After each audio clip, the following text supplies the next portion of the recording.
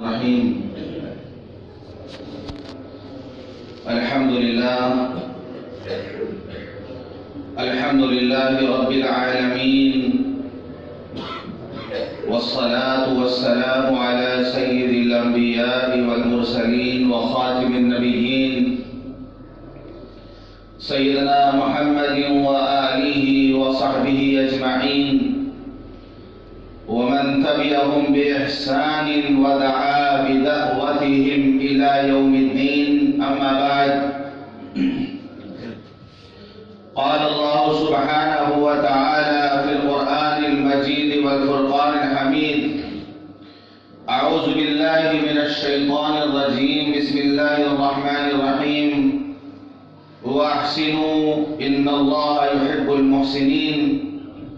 وقال النبي صلى الله عليه وسلم: الخلق عيال الله، فحب الخلق إلى الله من أحسن إلى عياله، أو كما قال عليه الصلاة والسلام.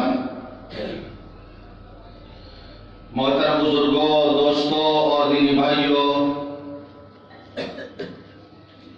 جیسا کہ پہلے یہ بتایا جا چکا ہے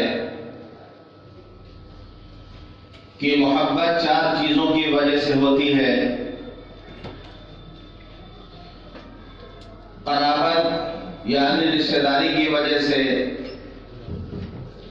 حسن و جمال کی وجہ سے، کمال کی وجہ سے. ان تینوں کا بیان ہو چکا. چوتھی چیز جس کی وجہ سے محبت ہوتی ہے وہ ہے احسان. اگر کوئی کسی کے ساتھ احسان کرتا ہے تو انسان کو اپنے محسن سے محبت ہو جاتی ہے. احسان کہتے ہیں کسی کے ساتھ ایسا نیک برتاؤ کیا جائے جس سے اس کا دل خوش ہو جائے، اس کو آرام پہنچے.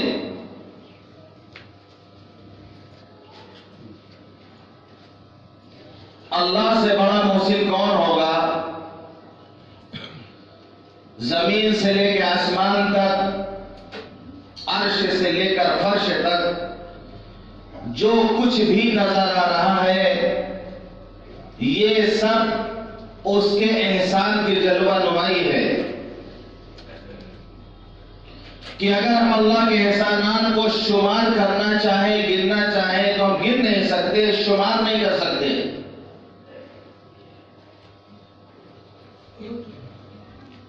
اللہ تعالی بندوں سے بھی فرماتا ہے کہ وَأَحْسِنُوا، دیکھو احسان کیا کرو. وَأَحْسِنُوا، احسان کرو. إِنَّ اللَّهَ يُحِبُّ الْمُحْسِنِينَ، اللہ احسان کرنے والوں سے محبت کرتا ہے.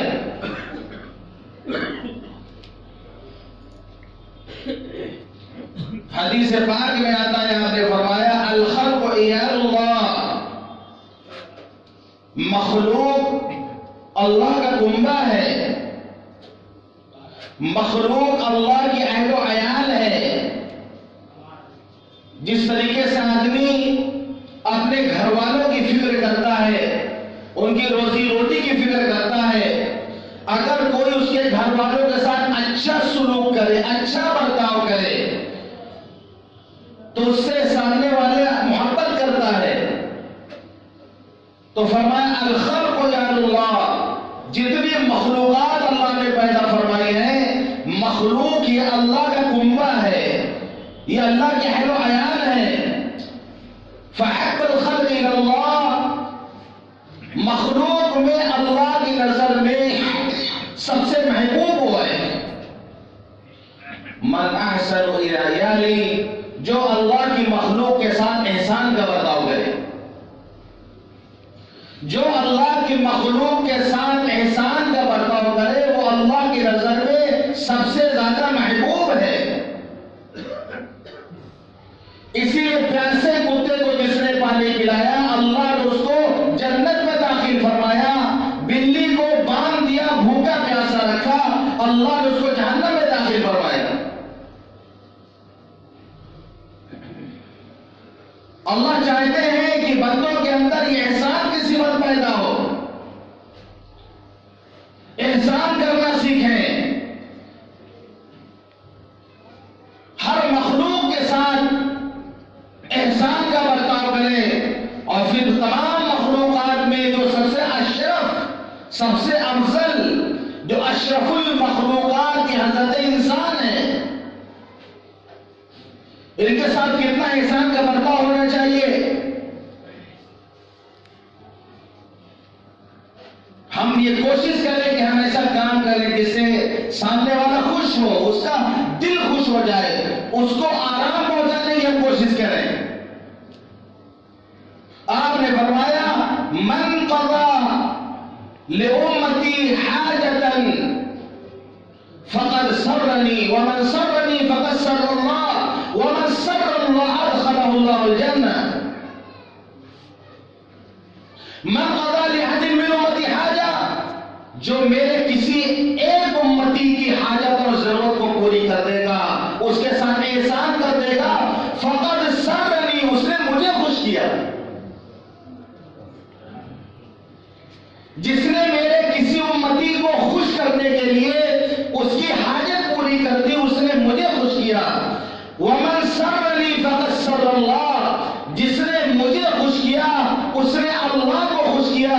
ومن سر الله ادخله الله الجنة، جس نے اللہ کو خوش کیا اللہ اس کو جنت میں داخل فرمائیں گے۔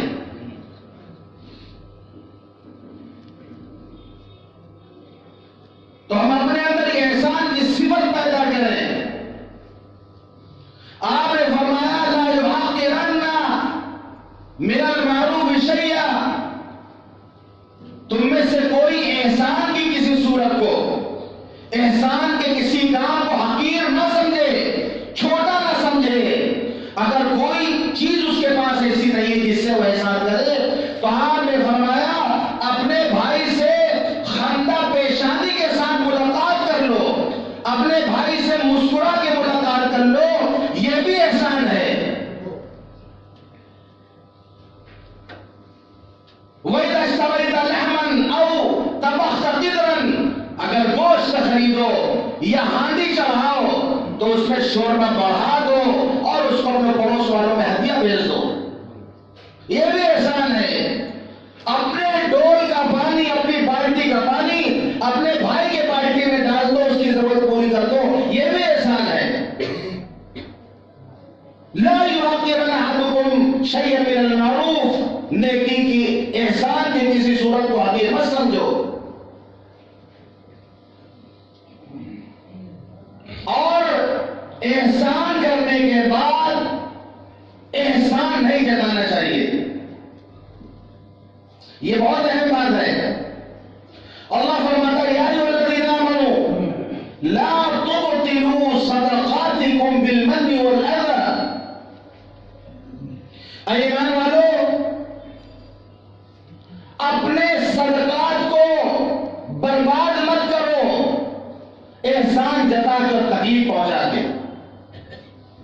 کہ ہم نے کسی کو اگر دیا، صدقہ کیا، تو صدقہ اس طرح کرے تصدق بصدقۃ فاخفاها حتى لا تعلم شماله ما تنفق يمينه، ایسی خاموشی کے ساتھ صدقہ کرے کہ اس کے بائیں ہاتھ کو پتہ نہ چلے کہ دائیں ہاتھ نے کیا دیا۔ احسان نہ جتائے، شرمندہ نہ کرے۔ اگر احسان جتا دیتا ہے، کسی کو دینے کے بعد 10 آدمی سے اس کا تذکرہ کر دیتا ہے، یا اس کے منہ پہ بول دیتا ہے کہ فلاں وقت میں ہم نے تمہارے ساتھ ایسا سلوک کیا تھا، میں نے تمہاری مدد کی تھی، ثواب ضائع کر دیتا ہے، وہ اپنے صدقے کو برباد کر دیتا ہے۔ وہ حدیث میں آتا نے فرمایا ثلاث لا يكلمهم الله يوم القيامة ولا ينظر إليهم ولا يزكيهم ولهم عذاب أليم، 3 قسم کے لوگ ہوں گے جن سے اللہ قیامت کے دن بات بھی نہیں کرے گا، جن سے اللہ بات نہیں کرے گا،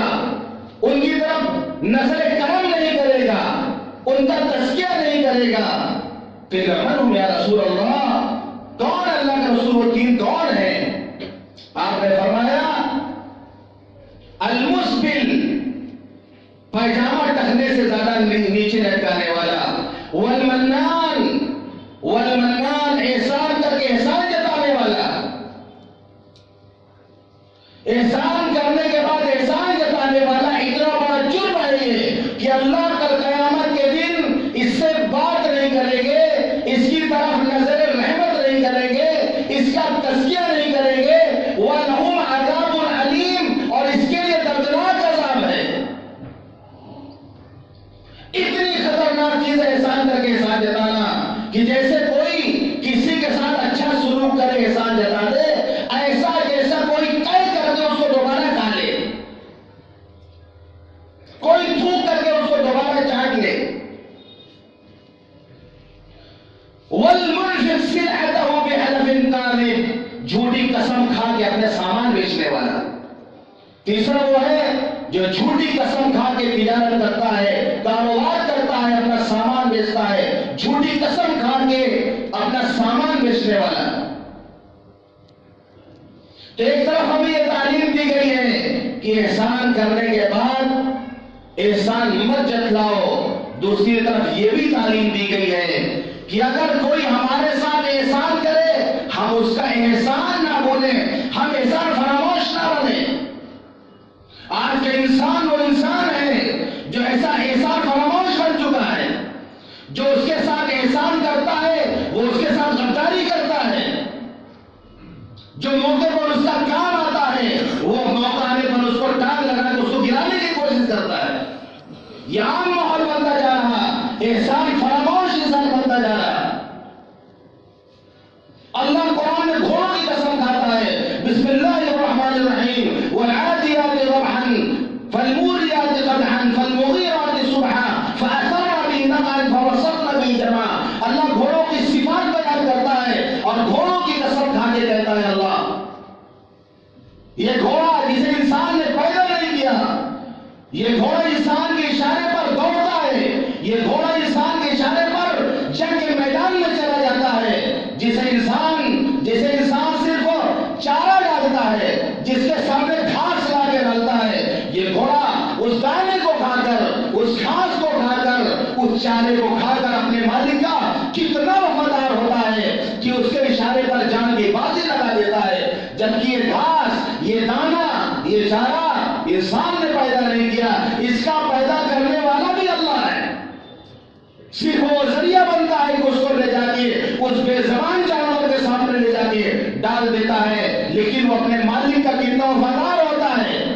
اللہ ان جنگی گھوڑوں کی قسم کھاتا ہے سورہ عادیات میں اور فرماتا ہے ان صفات بیان کرنے کے بعد کہ ان الانسان لربہ لکنود، انسان تو اپنے رب کا ناشکرا ہے، انسان تو اپنے رب کا ناشکرا ہے۔ اللہ کی نعمتیں کھا کھا کر، اللہ کی نعمتیں کھا کھا کر دانت ٹوٹ گئے، لیکن زبان شکر کرنے کے لیے تیار نہیں ہے۔ تو ہمیں احسان فراموش بھی نہیں بننا۔ اگر کسی نے ہمارے ساتھ احسان کیا ہے، ہر جزاء الاحسان الا الاحسان، احسان کا بدلہ تو احسان ہوتا ہے، احسان کا بدلہ ظلم نہیں ہوتا، احسان کا بدلہ تو احسان ہوتا ہے۔ آج کا ماحول ایسا ہو گیا ہے کہ آدمی جس کے ساتھ احسان کرتا ہے اسی کے خلاف بلائی کرنے لگتا ہے۔ یعنی آج ایسا وقت آ گیا کہ انسان کسی کے ساتھ احسان کرتے ہوئے ڈرتا ہے۔ کبھی کسی موقع پر قرض دے دیا، وہ دینے کا نام ہی نہیں لے رہا، وہ پلٹی مار کے غائب ہے، آپ کا فون میں نہیں اٹھا رہا، اب دوسرے کو دیتے ہوئے ڈرتا ہے۔ ایک واقعہ میں نے پڑھا، ایک پہلوان تھا، ایک شاگرد اس کے پاس آیا اور شاگرد جا کے کہا کہ مجھے پہلوانی سکھا دیجیے، مجھے پہلوانی سکھا دیجیے۔ اس نے سکھایا، اس کو پہلوانی سکھا دیا، سارا داؤ پیچ اس کو بتا دیا۔ اب تو لوگ پہلوانی نہیں جانتے، یہ ہمارے پہلوان حاجی صاحب بیٹھے ہوئے پہلوان آدمی ہے. آپ پہلوانی لوگ کہاں جانتے ہیں؟ اس میں بھی داؤ پیش ہوتا تھا، کھاڑا ہوتا تھا. پہلوان جو ہے لڑتے تھے، کشتی لڑتے تھے. ہم لوگ نے بچپن میں دیکھا ہے اپنے دیہاتوں میں. تو بہادری ختم ہوتی جا رہی ہے. بہادری کا سب کشتی آمنے سامنے سے تھوڑا مقابلہ کرنا، یہ سب بہادری ہے. اب کا انسان بزدل ہوتا جا رہا، پیچھے سے حملہ کر کے نکل جائے گا، پیچھے سے وار کرتا ہے انسان. پہلے کیا تھا، وہ جو خم ٹھوک کے سامنے کھڑا ہو جاتا تھا، ہمت ہے تو آ جاؤ، کیونکہ وہ بزدل نہیں ہوتا تھا. وہ ماں کا دودھ پیتا تھا، ایک ڈبہ کا دودھ نہیں پیتا تھا اس وقت. سارا داؤ پیچ پہلوان نے سکھا دیا شاگردوں کو. جب اس نے شاگرد نے دیکھا کہ استاد نے ہمیں سکھا دیا، تو ایک موقع پر اس نے اعلان کر دیا کہ ہم اپنے استاد کے ساتھ ہی کشتی کریں گے. جس کے ساتھ احسان کیا، جس کو داؤ پیچ سکھایا، کشتی لڑنے کا طریقہ سکھایا، اسی شاگرد نے کہا ہم کسی سے نہیں، اپنے استاد سے ہم لڑیں گے. یعنی اپنے مرشد کے مقابلے میں ہم آئیں گے. استاد گرو ہوتا، اس نے کہا ٹھیک ہے. جب میدان میں دونوں آئے، استاد نے اس کو پکڑ اس کو پٹک دیا. تو شاگرد نے کہا کہ ارے آپ نے یہ والا داؤ تو ہمیں نہیں سکھایا تھا. یہ کون سے داؤ آپ نے، کون سی ننگی لگائی، یہ داؤ تو آپ نے ہمیں نہیں بتایا. تو استاد نے کہا اسی دن کے لیے داؤ میں نے بچا کے رکھا تھا، اسی دن کے لیے داؤ بچا کے رکھا تھا کہ کبھی اگر تم میرے مقابلے پہ آ جاؤ گے تو پھر یہ داؤ ہمارا اس وقت کام آئے گا. آج حالت یہ ہے، شاگرد استاد کے مقابلے میں سینہ تان کے کھڑا ہوا ہے، مرید پیر کے سامنے سینہ تان کے کھڑا ہوا ہے، دائی کے سامنے سینہ تان کے کھڑا ہوا ہے. مقابلے میں آ جا رہا سامنے والا، جس کے ساتھ اس نے احسان کیا، جس نے اس کو پڑھا لکھا کے علم والا بنایا، جس نے اس کے اندر صفات پیدا کی محنت کر کے، آج وہ سامنے آ کے آنکھ سے آنکھ ملا کے بات کرنا چاہتا ہے. آج وہ ادب کے دائروں کو بھول چکا ہے، آج وہ مقابلہ کرنے کو تیار ہے. تو ایسے موقع پر پھر انسان ڈرتا ہے دوسروں کے ساتھ احسان کرتے ہوئے، اور مسلم بنتے ہیں وہ لوگ احسان فراموش ہوتے ہیں. تو ہمیں دونوں چیز سے دور رہنا ہے. ہمیں احسان کر کے احسان جتانا بھی نہیں ہے، اور اگر کوئی ہمارے ساتھ احسان کرے تو ہمیں جو ہے اس کے احسان کو پہچاننا ہے. احسان فراموش نہیں بننا کہ ہم جس تھالی میں کھائیں اسی میں چھید کریں. مثلا مشہور ہے کہ آدمی جس تھالی میں کھائے اسی میں چھید کرے. تو احسان کی صفت اپنے اندر پیدا کرنا ہے. تو سب سے بڑے محسن اللہ تعالی. اللہ کے بعد اگر کسی کا احسان سب سے زیادہ ہے تو وہ ہے جناب محمد رسول اللہ صلی اللہ علیہ وسلم کا احسان. 3 طرح کے عالم اللہ نے بنائے: عالم دنیا، عالم برزخ، عالم آخرت. یہ 3 عالم اللہ نے بنائے. عالم دنیا ہے، یہاں پر آرام بھی ہے، تکلیف بھی ہے، صحت بھی ہے، بیماری بھی ہے، خوشی بھی ہے، غم بھی ہے. یہاں آرام اور تکلیف جسم کو پہنچتی ہے، روح اس کے تابع ہوتی ہے. عالم دنیا میں آرام اور تکلیف جسم کو پہنچتی ہے، روح اس کے تابع ہوتی ہے. جب انسان مر جاتا ہے تو عالم برزخ میں پہنچتا ہے، جسے عالم قبر کہا جاتا ہے. وہاں پر آرام اور تکلیف کا تعلق روح سے ہوتا ہے، جسم اس کے تابع ہوتا ہے. اور عالم آخرت میں تکلیف اور آرام، راحت اور مصیبت جسم اور روح دونوں کو. وہاں پر جسم اور روح دونوں کو یا تو آرام یا تو تکلیف. تو تینوں عالموں میں ہمارے نبی جناب محمد رسول اللہ صلی اللہ علیہ وسلم کا احسان ہے. عالم دنیا میں ہمیں جو کچھ ملا، آج ہم جو مسجد میں بیٹھے ہوئے ہیں، آج ہم جو دین کی بات کر رہے ہیں، دین کی بات سن رہے ہیں، آج جو مسجدیں آباد ہیں، جو مدارس آباد ہیں، جو مراکز آباد ہیں، جو خانقاہیں آباد ہیں، یہ سب صدقہ ہے جناب محمد رسول اللہ صلی اللہ علیہ وسلم کی قربانیوں کا.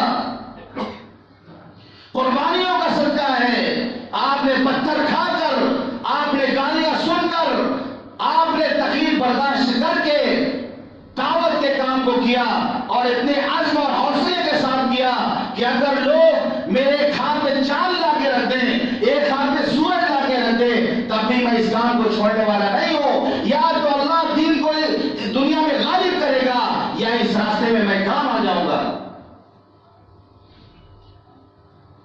آپ نے ایسی کوئی کوشش باقی نہیں رکھی جو آپ نے کی نہ ہو، صرف اس بات کی فکر تھی آپ کی کہ آپ کا ایک ایک امتی، ایک ایک انسان جہنم سے بچ کر جنت میں جانے والا بن جائے۔ اگر ایک آدمی کے پاس بار بار جانا پڑا تو آپ وہاں پر تشریف لے گئے۔ جن کے مقدر میں اللہ نے ہدایت لکھا تھا ان کو اللہ نے ہدایت دی، جن کے مقدر میں ہدایت نہیں تھی ان کو ہدایت نہیں ملی، لیکن آپ نے کوشش میں کوئی کمی نہیں کی۔ آج ہم کلمہ پڑھنے والے ہیں، آج ہم سب حضور پاک صلی اللہ علیہ وسلم کے امتی ہیں، آج ہم صحیح العقیدہ ہیں، یہ اللہ کا فضل ہے، یہ اللہ کا احسان ہے، یہ حضور پاک صلی اللہ علیہ وسلم کا احسان ہے۔ ورنہ کہاں ہندوستان میں اس بکھانے کے رہنے والے آپ، کہاں مکہ مدینہ اتنی دور؟ آپ نے کبھی سوچا کہ اسلام کیسے آپ تک پہنچا؟ آپ اتنی دور دراز علاقے میں پڑے ہیں، مکہ مدینہ کہاں ہے؟ کتنا لوگوں نے مجاہدہ کیا ہوگا یہاں تک آنے میں؟ اتنے دور دراز علاقے میں ہم رہتے ہوئے اللہ نے ہمیں ایمان کی دولت سے نوازا۔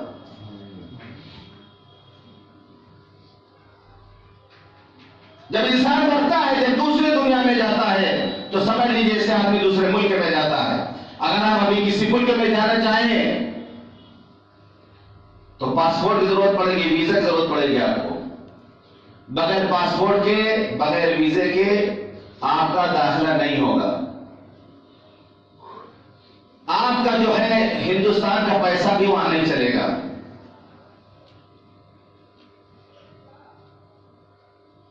لا الہ الا اللہ یہ پاسپورٹ سمجھ لیجیے اس کو، محمد رسول اللہ یہ ویزا ہے۔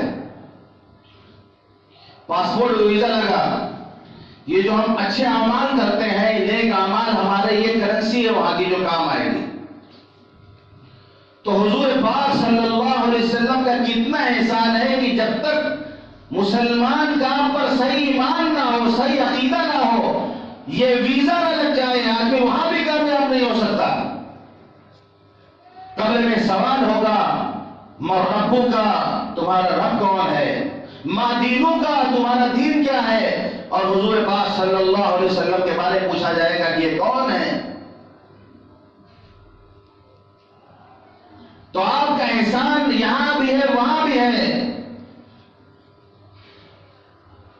ایک واقعہ بتا دیتا ہوں اسی کے تعلق سے، یعنی ایک آدمی کی سوچ کی، آپ کی عقیدت دیکھیے، یعنی حضور پاک صلی اللہ علیہ وسلم کی محبت، عقیدت صرف مسلمانوں نے غیر مسلموں کے دلوں میں کتنی ہے؟ ہمارے نبی کی محبت غیر مسلموں کے دل میں بھی کتنی ہو میں بتانا چاہتا ہوں۔ اکبر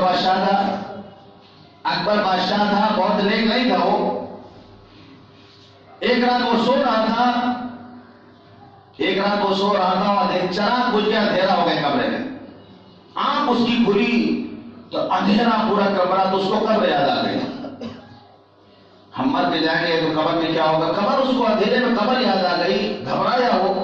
اس کا جو ہے وزیر تھا بیربل، اس کے رتن تھا بیربل، اس نے تسلی دی کہ بادشاہ سلامت، آپ کو ڈرنے کی ضرورت نہیں ہے۔ یعنی یہ ایک مومن کا عقیدہ نہیں بتا رہے ہیں، یہ غیر مسلم کا عقیدہ بتا رہے ہیں، آپ کو ڈرنے کی ضرورت نہیں ہے۔ بادشاہ نے پوچھا کیوں؟ کہنے لگا جب آپ کے نبی اس دنیا میں موجود تھے تو آپ کے نور سے پوری دنیا منور تھی، اب آپ کے نبی زمین کے نیچے قبر میں جا چکے ہیں تو زمین کے نیچے کا پورا حصہ منور ہو چکا ہے، جہاں پر آپ کی قبر کھودی جائے گی وہاں پر بھی آپ کے نبی کا نور پہنچے گا، آگے قبر تک۔ آپ اندھیرے سے کیوں ڈرتے ہیں؟ یعنی غیر مسلم کا عقیدہ ہمارے نبی کے بارے میں یہ تسلی دے رہا بادشاہ کو۔ تو وہاں پر بھی حضور پاک صلی اللہ علیہ وسلم کا اگر عقیدہ صحیح ہوگا، کے بارے میں اگر عقیدہ صحیح ہوگا تو وہاں پر بھی ہماری کامیابی۔ اور عالم آخرت وہاں تو آپ کے بغیر کام ہی نہیں چل پائے گا. وہاں کا حال یہ ہوگا کہ سارے انسان پریشان ہوں گے. حدیث پاک میں آتا ہے حضرت آدم علیہ السلام کے پاس جائیں گے, حضرت نوح علیہ السلام کے پاس جائیں گے, حضرت ابراہیم علیہ السلام کے پاس جائیں گے, حضرت موسیٰ علیہ السلام کے پاس جائیں گے, حضرت عیسیٰ علیہ السلام کے بارے میں جائیں گے, شفاعت کے لیے جائیں گے. سارے انبیاء یہ کہیں گے کہ نہیں, اللہ بہت جلال میں ہے, اللہ بہت غصے میں ہے, بہت جلال میں ہے, نفسی نفسی میری جان بچ جائے بہت ہے, آج میری جان بچ جائے بہت ہے. اور حضرت عیسیٰ علیہ السلام لوگوں کو کہیں گے کہ حضور پاک صلی اللہ علیہ وسلم کے پاس جاؤ, وہ شفاعت کریں گے. پھر لوگ آئیں گے پریشان ہو کر اللہ کے رسول صلی اللہ علیہ وسلم کے پاس, آپ سجدے میں گریں گے, اور حدیث میں آتا تقریباً 1 ہفتے تک آپ سجدے میں رہیں گے. اور اس موقع پر اللہ تعالیٰ ایسے الفاظ آپ کو سکھائے گا کہ ان الفاظ سے وہ آپ اللہ کی تعریف فرمائیں گے. پھر اللہ فرمائیں گے, اے محمد ارفع راسک سل تعطى واشفع تشفع. اے محمد صلی اللہ علیہ وسلم اپنے سر کو اٹھاؤ, مانگو دیا جائے گا, شفاعت کرو شفاعت قبول کی جائے گی. حضور پاک صلی اللہ علیہ وسلم شفاعت فرمائیں گے, اور آپ کی سفارش سے جو ہے آپ کے امتی جنت میں جائیں گے. کچھ ایسے ہوں گے جو جہنم میں جا چکے ہوں گے, جہنم میں پڑے ہوں گے اپنی بدعمالیوں کی وجہ سے. اللہ کے رسول صلی اللہ علیہ وسلم پھر سجدہ فرمائیں گے, پھر اللہ کی تعریف کریں گے. اللہ کہے گا سر اٹھاؤ, مانگو دیا جائے گا, شفاعت قبول کرو شفاعت قبول کی جائے گی. پھر اللہ فرمائے گا کہ آپ کے جن امتی کے دل میں جو کے برابر بھی ایمان ہے, آپ ان کو جہنم سے نکالنا ہے. اللہ کے رسول ان کو بھی نکال کے لائیں گے, پھر سجدے میں گر جائیں گے. پھر اللہ کہے گا سر اٹھاؤ, مانگو دیا جائے گا. کہیں گے اللہ آپ نے جو کے برابر والوں کو لانے کو کہا تھا, کچھ میرے ایسے امتی بھی ہیں جن کا ایمان اس سے بھی کم ہے, رائی کے دانے کے برابر ہے. اللہ فرمائے گا ان کو بھی نکالنا ہو, ان کو بھی نکال کے لائیں گے, پھر سجدے میں گر جائیں گے. پھر اللہ سجدے کا سر اڑائے گا, اور آپ فرمائیں گے اللہ میرے امتی اور بھی ابھی جہنم میں ہیں, آپ نے کہا تھا جن کے دل میں رائی کے دانے کے برابر ایمان ہو ان کو نکال کے لاؤ. کچھ ایسے بھی ہیں جن کے دل میں رائی سے کم ایمان ہے, اللہ فرمائے گا جاؤ ان کو بھی نکال کے لاؤ. ان کو نکال کے لائیں گے, پھر آپ سجدے میں گر جائیں گے. اللہ فرمائے گا یا محمد ارفع راسک, اے محمد اپنے سر کو اٹھاؤ, مانگو دیا جائے گا, شفاعت کرو شفاعت قبول کی جائے گی. آپ فرمائیں گے اللہ مجھے اجازت دے دے کہ جتنے کلمہ لا الہ الا اللہ پڑھنے والے جہنم میں ہیں ہم سب کو نکالنا ہے, چاہے ایک بار اس نے پوری زندگی میں اس کلمے کو پڑھا ہو. اللہ کہے گا نہیں میرے نبی یہ تمہارا کام نہیں ہے, اب یہ میرا کام ہے, اب یہ میرا کام. حدیث میں آتا ہے پھر اللہ اپنے لب پر, جیسے ہم جو ہے بھر کر کے دیتے ہیں ہاتھوں کو بھر کے دیتے ہیں, ایسے اللہ اپنے لب بھر کر کے جہنم سے لوگوں کو نکالے گا. اللہ اکبر, اللہ کے اس لب میں کتنے کروڑ کتنے ارب آئیں گے یہ کوئی نہیں جانتا ہے. تو حضور پاک صلی اللہ علیہ وسلم وہاں بھی کام آئیں گے, شفاعت کا حق آپ کو ملے گا. حدیث پاک میں آتا ہے ایک رات آپ تہجد کے لیے بیدار ہوئے, اور آپ نے تہجد میں حضرت ابراہیم علیہ السلام کے تعلق سے اس آیت کو تلاوت فرمائی, ربی انہن اضللن کثیرا من الناس فمن تبعنی فانہ منی, کہ اللہ ان بتوں نے بہت سے لوگوں کو گمراہ کیا, جو مجھے مانے جو میری اتباع کرے وہ میرا ہے. اور حضرت عیسیٰ علیہ السلام کی اس قول کی تلاوت فرمائی قرآن میں, ان تعذبہم فانہم عبادک, اے اللہ اگر تم انہیں معاف کر دے تو یہ تیرے بندے ہیں. ان تعذبہم فانہم عبادک, اے اللہ اگر تم انہیں عذاب دے دے تیرے بندے ہیں, اور اگر تو انہیں معاف کر دے تو بڑا معاف کرنے والا رحم کرنے والا ہے. جواب میں تلاوت فرمائی تو امت کی یاد آ گئی, اور آپ رونے لگے, امتی امتی کہہ کر رونے لگے. مسلم شریف کی روایت ہے, حضرت اللہ تعالیٰ نے جو حضرت جبریل علیہ السلام کو بھیجے کہ جاؤ دیکھو میرے محبوب کس بات پہ رو رہے ہیں. اللہ جانتا ہے, سب جانتا ہے, لیکن حضرت جبریل کو بھیجے گا, اور حضرت جبریل آئیں گے حضور پاک صلی اللہ علیہ وسلم کے پاس, پوچھیں گے اللہ کے رسول آپ کیوں رو رہے ہیں. آپ فرمائیں گے کہ میری امت کل قیامت کے دن میری امت کا کیا ہوگا مجھے اس کی فکر ہے.